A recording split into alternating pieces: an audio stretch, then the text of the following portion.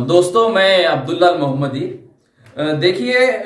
तो 26 जनवरी को police department के बिल्कुल नजदीक, अगर मैं कहूं कि पुलिस डिपार्टमेंट की नाक के नीचे से अगर बोलेरो पिकअप चोरी हो रहा है, तो इन अपराधी जो ट्रक चोरी हुआ था उसका एफआईआर है, जो हमने 30 जनवरी को पुलिस अजंता पुलिस स्टेशन में रजिस्टर्ड किया था। चाहता हूं इस वीडियो के माध्यम से, अजंता न्यूज के माध्यम से, और अजंता न्यूज का भी धन्यवाद व्यक्त करता हूं कि वो हमारी आवाज सुनने के लिए हमारे पास पहुंचे। दूसरी चीज के अजंता पुलिस स्टेशन के जो पीआई है अजीत विस्पुते सर, मैं उनका भी आभार व्यक्त करूंगा कि वो जब गाड़ी चोरी होने की खबर उन तक पहुंची तो वो स्वयं मेरे साथ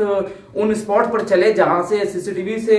हम आसानी से देख सकोगी जिनको ये बिट दी गई है। उनका नाम है शेलके सर, तो वो भी मेरे साथ थे, उन्होंने भी इसकी जांच।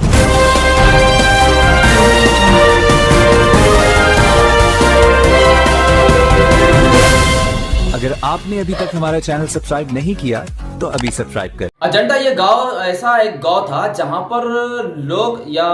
लोग बिंदास अपनी प्रॉपर्टीज गाड़ियां रोड पर खड़े करते आ रहे हैं पिछले कई सालों से। ऐसा नहीं कि अचानक गाड़ी खड़ा कर दी गई और चोर ने लेकर भाग गए। ये शातिर चोर है कि कभी किसी दिशा पर चोरी होती है तो कभी दूसरी दिशा पर चोरी होती है।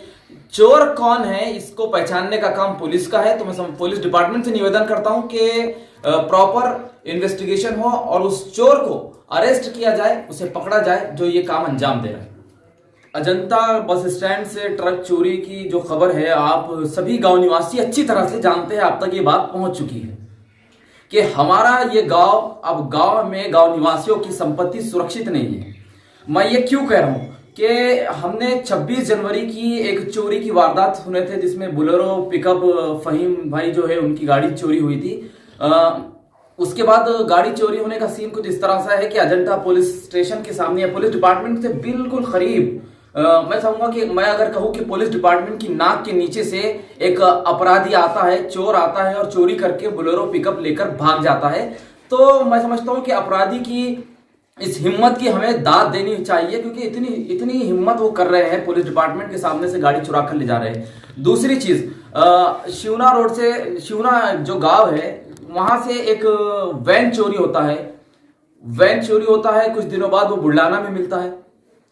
उसके बाद 30 जनवरी रात 12:30 बजे अजंता बस स्टैंड पर MH19Z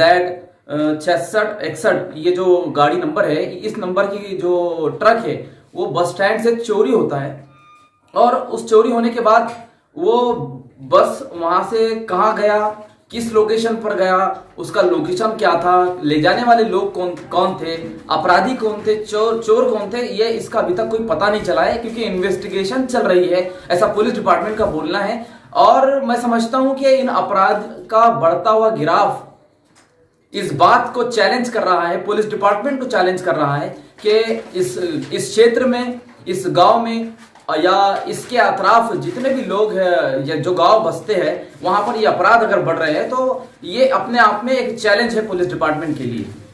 मैं ये नहीं कहूंगा कि पुलिस डिपार्टमेंट ने सहयोग नहीं किया। यहाँ के जो पीआई है अजीत विस्पुते सर, तो वो स्वयं मेरे साथ फील्ड पर थे 30 जनवरी को, जब दोपहर में हम लोग